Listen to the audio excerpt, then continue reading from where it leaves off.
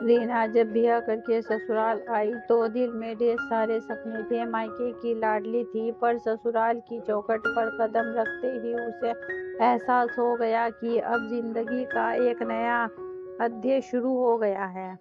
बड़े बड़े आंगन वाला घर, संयुक्त परिवार और हर चेहरे पर अलग अलग उम्मीदें, सब कुछ नया था। सासू माँ शारदा देवी घर की मुखिया थी। उनका अनुशासन मशहूर था। सुबह 4 बजे उठना, पूजा, फिर रसोई, हर काम समय पर।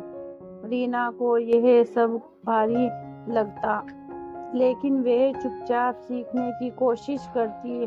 कभी रोटी मोटी हो जाती तो कभी सब्जी में नमक ज्यादा। शारदा देवी कुछ नहीं कहती, बस एक नजर देखती। वह नजर रीना को अंदर तक चुभ जाती। देवरानी जेठानी अपने कामों में व्यस्त रहती। पति रोहन ऑफिस चला जाता और रीना दिन भर घर के कामों में उलझी रहती। कई बार उसे मायके की याद आती, माँ की गोद, पिता की हंसी। रात को तकिए में मुंह छुपाकर वह चुपचाप रो लेती। एक दिन घर में पूजा थी, मेहमानों की भीड़, रसोई में गर्मी और जिम्मेदारियों का बोझ। रीना घबरा गई। उसी दिन उससे खीर जल गई। शारदा देवी की आवाज सख्त थी, घर की इज्जत ऐसे नहीं संभाली जाती। रीना का दिल टूट गया। उसने पहली बार जवाब देने की सोची, पर शब्द गले में अटक गए। उसी रात में रोहन ने उसे समझाया, माँ जैसी दिखती है वैसी है नहीं। उन्होंने जिंदगी बहुत संघर्ष में काटी है। रीना चुप रही, पर मन में सवाल थे। कुछ दिनों बाद शारदा देवी की तबीयत अचानक बिगड़ गई। घर में हड़बड़ाहट मच गया।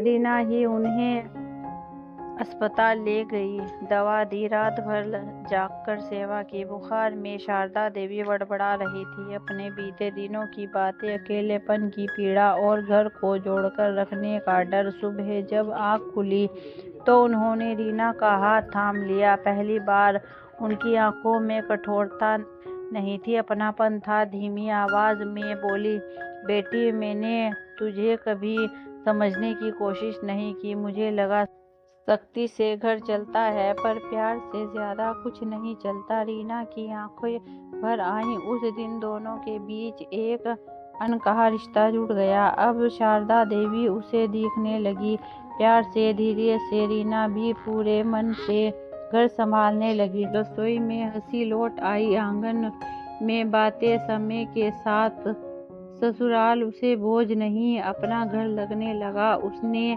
समझ लिया कि ससुराल सिर्फ नियमों की जगह नहीं, रिश्तों की परीक्षा भी है।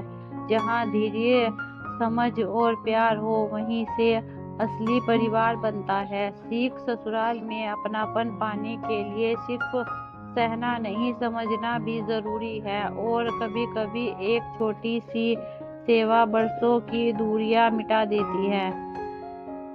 अगर आपको हमारी कहानी पसंद आई हो तो लाइक कीजिए, शेयर कीजिए, सब्सक्राइब कीजिए ऐसी ही दूसरी कहानी के लिए, और हमारी सपोर्ट कीजिए।